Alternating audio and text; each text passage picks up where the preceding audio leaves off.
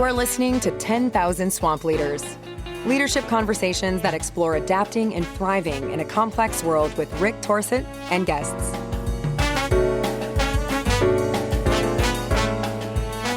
Hi, everybody.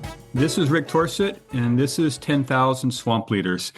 As you probably know from listening in the past, we're the podcast where we have conversations with individuals who've made a decision to use themselves to lead in the world. And most common to that decision is an effort to help people deal with some very difficult and complex issues, either in their work or in their life. Today is no exception. Today, my guest is Julie Drybrough, who lives in the UK, and she is kind of I'm going to ask you this question, Julie, in a second about bricoleurs, because I think the people want to know what this is because you claimed it, and I think it's a useful thing. So first of all, welcome to the podcast. It's good to have you. Thank you very much. So before we go anywhere, tell people a little bit about what you think is important for them to know about Julie before we get into the details. So I am a change practitioner who works with a lot of heart. I'm based in Edinburgh, so I have this kind of Scottish pragmatism that runs right through me. I am a lover of complexity and gnarly things, and I think of myself a little bit as a collector of stories as well. Okay. So on your website, as I was getting ready for this conversation, you have a line right on the head page of your website, helping people unlock transformational change. So for listeners who may not be that familiar with the phrase transformational change, what does that mean? So for me, the difference between change and transformational change is the difference between rearranging the chairs on the deck versus swapping ships entirely. So for me, transformational change is when you make a big move. Something moves almost in its essence. And change is a shift, and we all make changes, but every now and again, there's a requirement to actually transform, and that's something very, very different. Can you give people an example of a transformational change that would help them sort of understand it in the concrete world? Yeah. So for me, if we're looking at transformational change, or in your own life, if you're trying to make a transformation, you don't just shift like a few things. You actually do some deep work. You do some reflection. You start to change the kind of core components of the way that you would approach a thing or think about a thing or work with a thing. So it becomes something where you look back in 5 years' time and you realize that you have completely changed your mind, or you've moved into a different energy space. You feel different. You're acting differently. It's a hard thing to explain. It's something which I feel is quite experiential and quite embodied. So when you're involved with somebody or a group where that's the work that they want to do, some kind of transformation from here to someplace else, how do you go about it? With group work, it's about setting the container. So you want to build a narrative of trust within the group. So everything becomes important from the moment that they arrive. They need to know why they're there. They need to be able to feel that they can speak. And if you're facilitating that or you're holding that space, there has to be a trust between you and the team, you and the group of people that you've gathered together, that there's going to be push and pull. They're going to be able to talk. They're going to be able to raise concerns. They're going to be able to push back against process, and that they will be heard. It can be a complicated thing. Typically what happens when people arrive, they arrive in their own bubble. They arrive in their own stuff. And when you work with them, sometimes you have a short amount of time. Maybe it'll be a half day or a day. You have to very quickly indicate to them that this is a good space to be in, that this is a place where they can participate, that they're not going to be closed down. And then through a series of gestures and responses and interactions, the group itself begins to figure out a way of talking and figuring out a way of including voices. If you're facilitating it and you're holding it, you need to pay attention to that process all the way through. And then something happens. There's a sort of a third thing, like a sort of piece of magic that begins to happen. And the dynamic in the group starts to shift and people will start opening up. You'll hear things that have maybe not been voiced before. You'll hear ideas that have seemed outlandish before. People start to shine that maybe hadn't before. So there's this kind of beautiful, odd magic that happens. And it's often through things like storytelling. It's just through going slowly with the group until they're at a point where they trust you. I pretty much always trust them. I have a great deal of faith in people. So I always believe that there's a place that we can get to where we can talk. So when you and I were talking in preparation for this podcast, you told me that you have an approach that you called head, heart, and hands. So I'm wondering if the head, heart, and hands approach is a little bit of integrated what you just said about what happens in the room when you begin to work with them. So what do you mean about your approach, head, heart, and hands? How does that show up in the work with the people you are with? When I think about head, heart, and hands, the head part is always the kind of the rationale, the evidence, the logic that sits around the situation. So I often have a philosophical or a sort of theoretical underpinning for what's going on, and that's head stuff. That's theory. And I will pay attention to the group. I'll pay attention to who's talking, who's not talking, loud voices, quiet voices. That's data. So that's the head stuff. It's like the gathering of the data about what's going on. The heart approach for me, like the heart voice that's the center of the emotion. That's where we tap into the feeling of the situation, or we tap into the feeling of the group.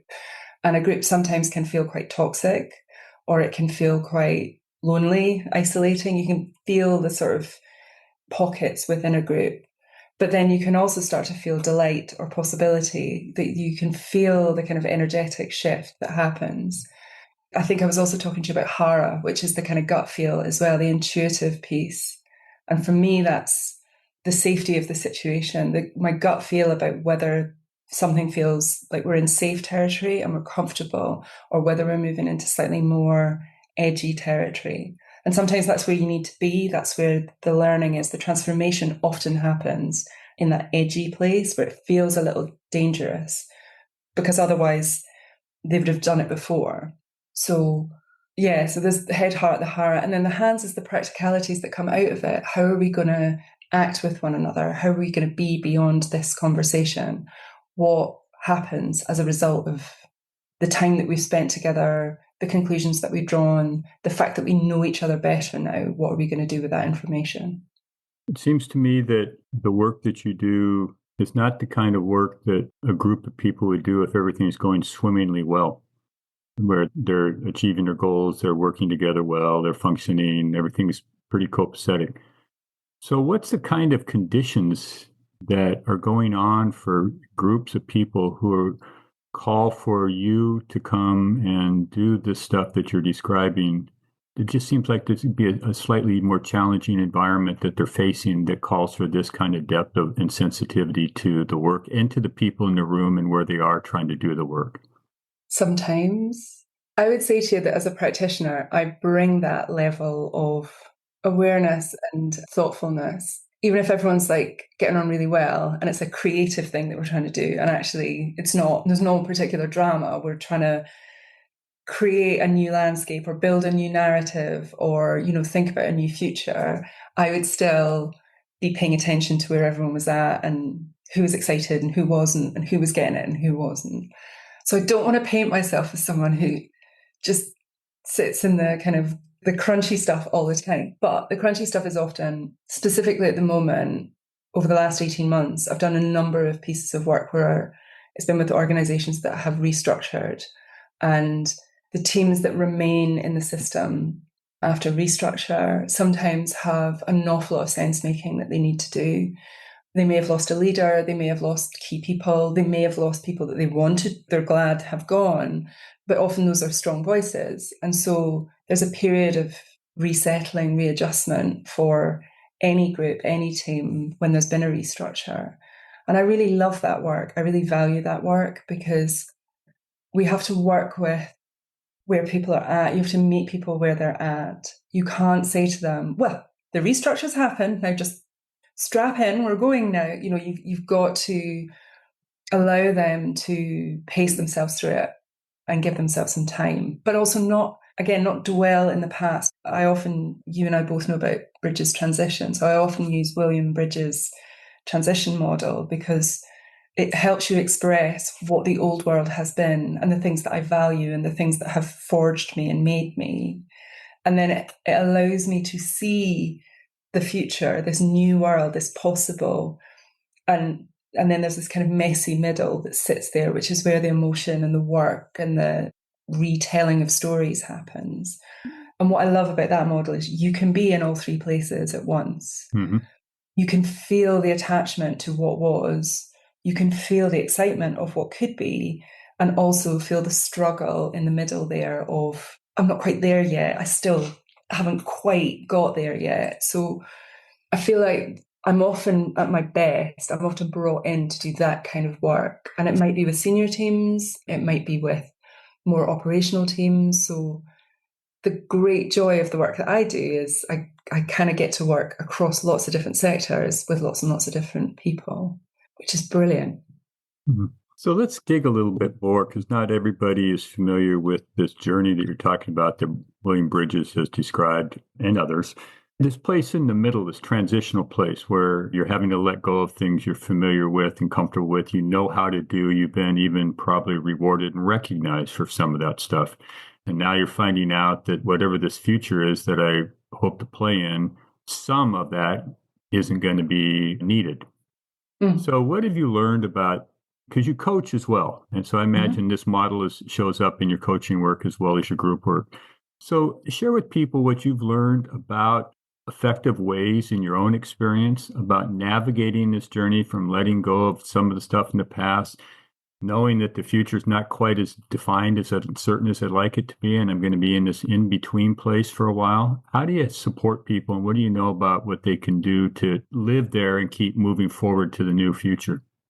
I'm going to bring in something a little bit personal, if that's okay to start with. So when I was in my early 30s, my mum was diagnosed with early onset dementia. She was 58 and I was quite young. And the thing about living with dementia and living with a parent who's still quite young who has dementia is that you are in a constant state of old world versus new world. You are constantly living in that. Bridges talks about it as the neutral zone. I never found it particularly neutral. What I found was we were living in a series of holding patterns. So her illness would bite. There would be periods where she would very, very quickly get worse. Things would start to happen. And then we would make adjustments. And for a while, there was a holding pattern. And during that period of my life, I learned that to stay in that place in the middle there it can be really exhausting. You have to resource yourself if you're going to be in there for the long term. So anyone who's been through like a long-term illness or a holding pattern that lasts for months or in our case, years, it requires connection. It requires letting go of some of your ego. Because you believe you can fix, right? You believe you can control. I was 30. I was convinced that if I just did all the right things, somehow we could make this better. And so I feel like that's a really kind of dramatic example, but it's such a core part of my story. It's such a core part of understanding, you talk about change or you talk about transition. That period it lasted for 20 years. There was a period where there was a lot of chaos. And then there was a period where there was not a lot of chaos. It was fairly kind of steady state for 10 years or whatever. But there was a 10-year period where the situation was very unstable. And your relationship to your old world and your relationship to the new world, I think, is key to how it feels to be in the middle. If you're deeply attached to the way things were, if you love how things were and you long for the way things were, then that transition, that piece in the middle, the emotional demand that it takes to accept that things are different is much, much more, it's harder. There's a huge demand on you because you've got to let go of stuff. Whereas if you're not that attached to the old world, like if you're not that keen on it, then you can kind of swim across that middle part with much more ease and much more grace. And so, yeah, I feel like I was forged in a fire in that middle part. Part of me was forged in that messy middle. I had to learn a lot. That forging burned away a lot of what I was very, very attached to. And so having been through that experience, and I now know many people who have been through a experience, whether that be illness or whether that be like a dramatic event that's happened in their life, you learn something about yourself in the middle. So what did you learn about yourself on that journey that surprised you? That's like, here's what my assumption is, and you can clean it up. My assumption is you learned some things about yourself that surprised you, that are gifts and talents and potential that you weren't using that you now knew you had and you were going to bring forth. That's my assumption. That could be completely wrong. So I'm just curious, what did you learn? That's pretty much on the nose. What did I learn? Gosh, that independence will only get you so far. The interdependence is often the way forward, because I was hardwired independent. I had two brothers. I have two brothers who I adore, and we're all ferociously independent, and it only ever really worked when we worked together. I learned how to live in holding patterns. That was a big thing. My realization that any solution that we put in place was only ever going to be short term. Sometimes it would last for 6 days, sometimes 6 weeks, sometimes 6 months, but it was only ever a holding pattern. And I learned to live that way. And I'm not advocating it necessarily, but what it meant was that when it all started to disintegrate, it was like, okay, well, this is just another holding. Like, we need to just reconfigure. Who do we need to talk to? Who do we need to bring in? What do we need to do? What's the nursing support or the social services support or the med support? Okay, boom, new holding pattern. Okay, is it going to be robust? Is everybody bought into this? Are we cool for now? Okay. And then when you knew that a pattern was holding, I learned to rest. I learned to kind of regenerate myself because the next thing would be coming around.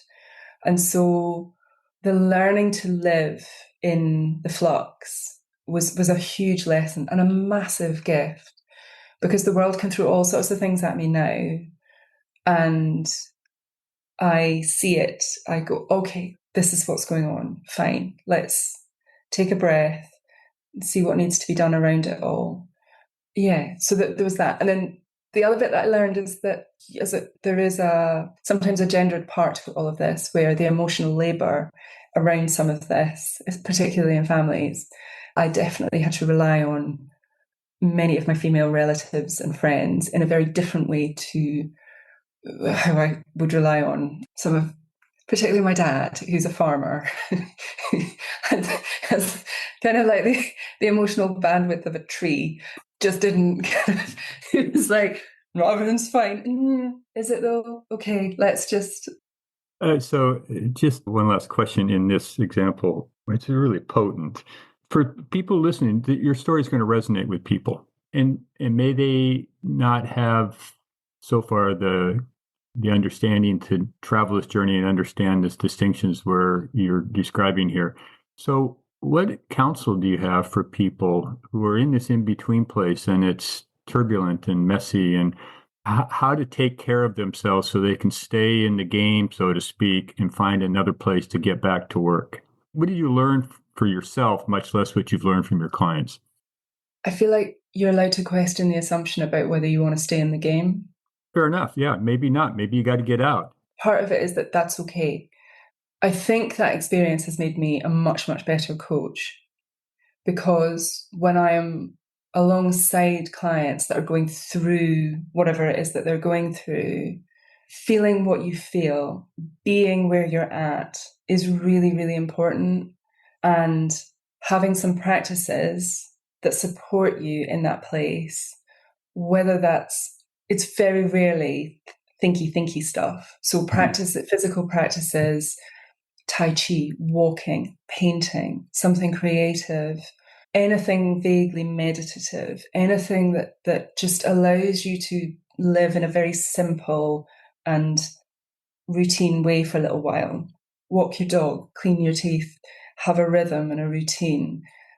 When we're under extreme duress or we're living in, when there's a lot going on, we can get I got very up in my head. The way that I describe all of this now compared to how it was when I was in it, I was so angry, so much of the time, because why can't I control this? Why can't we fix it? Why can't it be better? Why is it not other?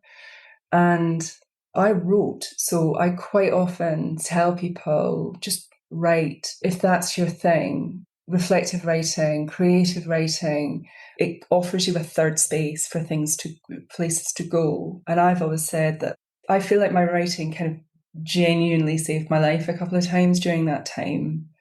And it definitely saved my sanity, because I could write out my fury, my fear. I could write out the rough edges of everything that was going on. And then I could take a sort of distilled version of that, a quieter version of that, and talk to other people about it. I think in my very raw state, it would have been too much for everybody. It would have been too much for me. It would have been too much to talk about. There was too much heat. Mm-hmm. So I used writing in that time to express, just to get it out of my system, to get it out of my body, to get it away, and it was in a third place. That writing from that time, I never look back on. I've never gone back and looked at it. It's not, maybe one day I will, but that's put away somewhere. But again, in my practice, with clients, with friends, I will often say to them, sit, just write the damn thing. Feel what you feel with it and just write it, because then it has at least expressed itself. It's moved. It gives it an energy rather than just sitting deep within your body, deep within your soul, and you just feeling like you can't do anything with it. At least you can create. I'm thinking now, based on what you've just said, that when you work with a group, especially if it's in a professional context, I suppose, at least in my experience, people show up somewhat decapitated. Their head is the sole vessel of their professional identity, so to speak. And that's what they want to bring into the room, and they want Julie to fix it or rewire it or make it work. And I'm imagining you're sitting there saying, we're going to work maybe a little bit with all of that, but we're going to work the whole thing in the work that you do, mind, body, heart, soul, feet, body. And in a group, the connective tissue of the human beings in the group, in addition to the individual in the group. So first of all, is that a safe assumption? I have an image now of me just like with a massive needle stitching people's heads back on. I don't think I'm that good. I'm not a surgeon. I like the notion, because I have often said at work, sometimes folk feel like their head's on sticks. You know, what's valued is their. I do think that's changing a lot. Like, I do work with some younger people, and they are much more emotionally aware, and they are much more willing to fight for their mental health, their well-being, their boundaries and stuff. So I feel like in certain places, in certain sectors, that the whole is valued, but other sectors no. But yeah, I love the notion of, it is the connective tissue that I'm going for, but not for me. Yep. I don't want them to do it for me. I want them to do it because when you're connected, and when you're feeling into or sensing into what's happening around you, it is an infinitely more pleasant place than overthinking and being expert and isolated and lonely. So, yeah. Okay. Let's work off of that and get a little bit of Julie, the craftsperson, in here, because you have another cool line on your website, which I, by the way, sent to my daughter, because I just thought she's a 31-year-old young woman living in New York and working. And I thought, hey, this is really cool. You have this line that says, I ask questions and listen a lot for a living. So explain why that's important. I mean, I think most people are going to go, yeah, of course. But really, what do you know about why that is so important and why it matters as a way of functioning with the people you work with? What came to mind when you said that is, well, space is the final frontier. We don't give each other space often. We don't listen. And it is so powerful to be heard. It's so powerful to have someone bear witness to what you think or what you feel. And so sometimes that is the job. And I love it. And it's an immense privilege to ask someone something that they haven't thought about or felt into before. And you can always see it when it happens because they, hold on, there's like a little, and sometimes they'll say, well, that was a good question. And you have to settle down your ego because you're like, oh yeah, look at me asking good questions. Oh my goodness, I'm amazing. And then you're like, oh, I'm not listening right now. So then, and then you just let them, they'll do their work in front of you. If you're a really good coach or, you're working in a group, whatever comes out is okay. Whatever comes out is the stuff that needs to be worked with. It's not like, oh, well, that was the wrong answer. It's okay, so that's your answer.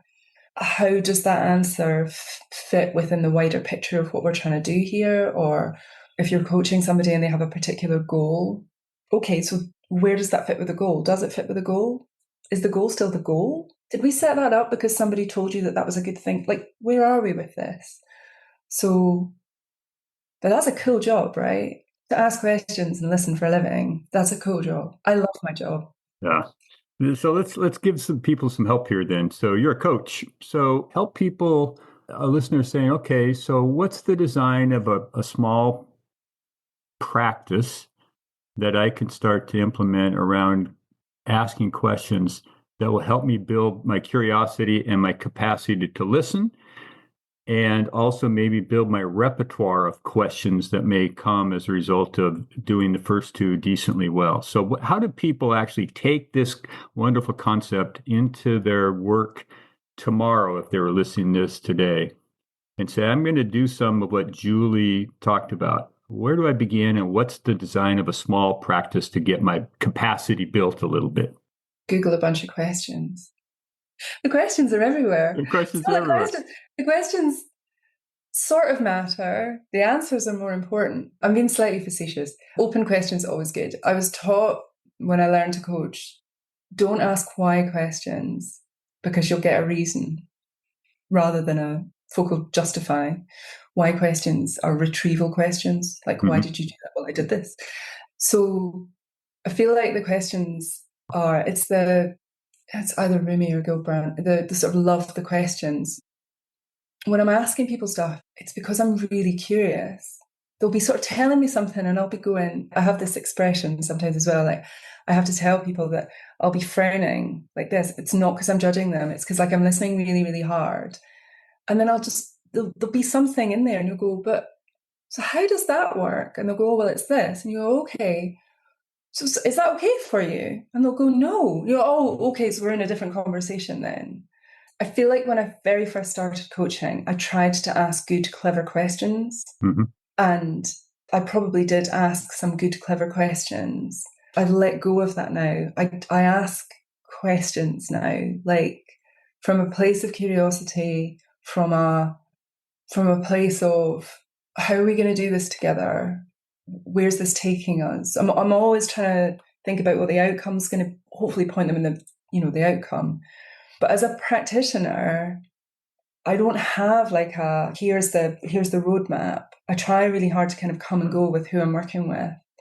And it's always the curious question. In my head, I go fly fishing. I just tap the water like that, like tap, tap, tap, tap, tap, tap, and just asking away. And then every now and again, you'll get a bite and you go, oh, okay, like that's the thing that we need to talk about. And you can tell when like you're asking somebody something and they're kind of dialing it in from over here. Like, nah, we're in the wrong pool. Like, what about that one? Oh, okay. And then shink, you're off. I love the metaphor. Fly fishing. That's so sweet. I'm going to steal that from you, by the way. Oh, steal. So I asked this a little bit ago in the context of what you're talking about, but I want to put the question to you to be specific. What are your gifts, talents in what you do that you bring forward? Really thoughtful. I know I'm thoughtful. I reflect a lot. I try to work with care with everybody. Like I try to be careful with the folk that I work with. That doesn't mean kid gloves. I am often very direct and very pragmatic, but always in service of the person or the situation, never in service of ego or trying to be clever or any of that kind of stuff. Occasionally I can get tangled up in my ego. That little kind of, I know. I'm like, oh, comes in. And whenever I always end up just dumped on my arse whenever that part of me decides that it's going to take over for a minute. And I'm like, oh, okay, that didn't work. I feel like a good dose of humor and irreverence in my practice also helps me. So even in the depths of when things feel really, really awful, quite often people will bring a little lightness in themselves, or you can gently kind of say to folk, all right, like I hear you. I hear the fury. And they're like, yeah, okay, thank you. So I think those are my gifts. I think I have been incredibly lucky over the years in that life has served me some interesting life lessons and also given me the fortitude and the resilience and the writing skills to be able to work through those and take them seriously. So yeah, I reflect a lot. I take the lessons that the universe offers very seriously. I don't mess around with that shit. Yeah. That's like, if it comes along, I'm like, okay, I am listening. So I ask this question not all the time, but I'm going to ask it here. I think it's accurate that we learn more from our leadership failures than do our successes. So do you mind sharing one or two learnings from a leadership failure and how the learning turned out for you and what you're able to do with it? Because I think, and Julie, the reason I asked this question to you is I think we need a lot more voices of people who are willing to say, here's how I messed up and here's what I learned and here's my bit, because a lot of people hide that stuff and it slows them down in their ability to go forward and to have impact because they spend so much time and energy holding on to the things that were mistakes. So let's help some people. What did you learn from your leadership mistakes that you want to share? And how's it changed you for the better? I was thinking about this the other day there because quite recently, one of the things that goes along with being able to go slowly and being deeply reflective is also an ability to work at pace, right? So I can get quite excitable. I have a pattern thinking brain, so I make lots and lots of connections and I can get very excited.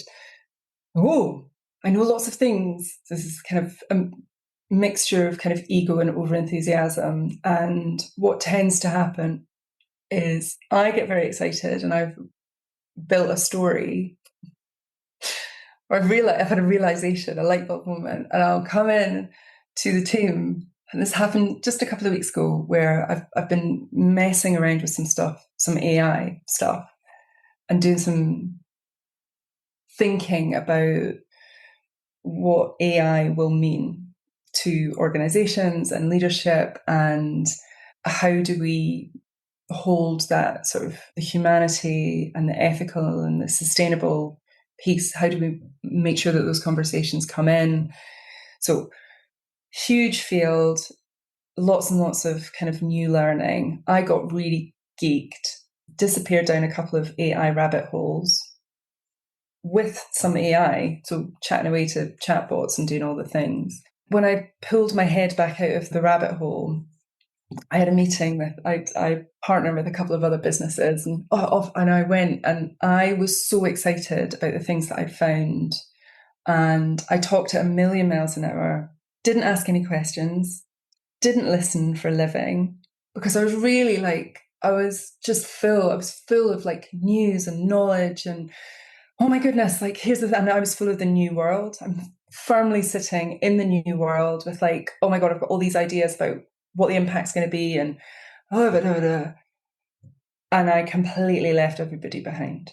And folk hadn't even really, some folk who hadn't even started looking at AI and were, in that not in the old world, but we're just going, what is she talking about? And from that, lots and lots of confusion, some people quite angry, because, and I'm like really excited. I'm like, oh my God, this is amazing. So too fast, didn't pay attention to my team, didn't do my own work, take my own medicine, hadn't done my reflective stuff before I'd gone in. So normally I would sit and write it all down and calm my system, calm my head. Here are my key points, and none of that. Just went in and riffed. Now, I was having a lovely time. I'm not joking, right? I'd done all this learning. I was having a party. Like, this is me just like, la la la la la la la la, like full pace. And then I realized I was completely dancing alone. And I was like, oh, not relational, not helpful, just poof. And I had to do some reparation. I had to go back to everybody the next day and say, yeah. So that was me. I was very excited. Borderline, I mean, I suspect I was being experienced as manic. I didn't experience myself as manic. Of course not. And by the way, to my knowing, I am not bipolar. But I was just so excited. Like, I was so enthused by, oh my goodness, there's all these things to think about. And I am a person who loves learning, and I kind of love technology as well as, loving humans and soul stuff.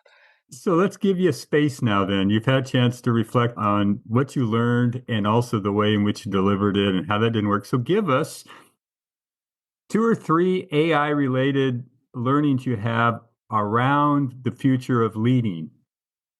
And it's called 10,000 Swamp Leaders. So share a little bit about what you think might be ahead, please. Am I allowed to geek out for not even 5 minutes? Geek out. Go ahead. Go. Oh man, I love you for this. Okay, so we're all very busy chatting to large language models. So large language models have learned from things that have happened before, right? So the AIs that are currently built mostly are predicting what we're going to ask and what the next thing is. If we do not prompt them well, if we do not learn how to prompt and work with the AI and teach the AI how to be responsible, and how to answer in a constructive way, it won't do that. They are at the moment like enthusiastic interns. You ask it for something, it's going to run off, it's going to find it. It might even make stuff up. So they're not terribly reliable. From a leadership perspective, that has a huge amount of consequence, because unless we talk to our leaders, unless we make sure that our leaders are not so busy running the business that they're not paying attention to this technology and the potential impact of this technology, then we have potentially got senior people who are not very educated in this stuff and just think it's going to be okay, and it's not. So we need to learn how to work with it. It is not going away. It's here. Can't switch it off. Some of the people who are in charge of designing it are not necessarily working from an egoless place. There is a rush with the technology, a rush to get out the newest and the best without necessarily thinking or without necessarily attending to some of the issues that sit around it. So it is hugely resource intensive. It takes a lot of water. It takes a lot of cooling just to run the servers and the capability. So there's a bunch of stuff that as leaders, if we want to continue staying on this planet, that we really do need to create spaces for people to talk about. And if we don't do that, if we don't create the spaces without being finger waggy and shaming about what's coming, I think there's a risk that we're going to get swept up in a narrative that's not conducive to helping everybody figure out how to use this in the best possible way. That's not me at full geek, by the way.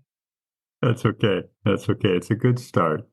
So we're kind of coming to the end here, and I'll tell people that we'll put links in the show notes for your website and other links that you want to direct people to. You'll send them to me and we'll put them there so people can get access to that. one of the things that they will find when they go to your website is that you're a writer and a blogger. And I think a pretty dang good writer. This is the published stuff, not the stuff that. So what have you learned through writing that helps you in your work? I have no idea who I would be if I didn't write. So that's a really difficult question. I run a thing during the winter. I run a thing called Write Nights. It runs on a Wednesday evening. I gather around about 8 folk together on Zoom, and they write together around a theme. Most of them have never written before. They can write creatively or memoir. We've had poetry. We've had sci-fi. We've had all sorts. You can write whatever you want. It's fine. We use Natalie Goldberg's Wild Mind writing technique. And you learn, they write together for 5 weeks. And the first week, quite often, we've got folk who come back. We've got like regular write nighters as well, but mostly it's new folk. And you learn the inside of people's heads. You learn their creativity. It's a really, really beautiful, beautiful thing. And so as a practitioner, people will constantly surprise you. They'll turn up and go, I've never written before. And they'll just produce these things. And you're just like, this is absolutely amazing. The premise of Write Nights is everybody has something to say. They're invited to read out their own stuff. They don't have to if they're feeling a little tender about it. But I always say, is there even a sentence in there that you like?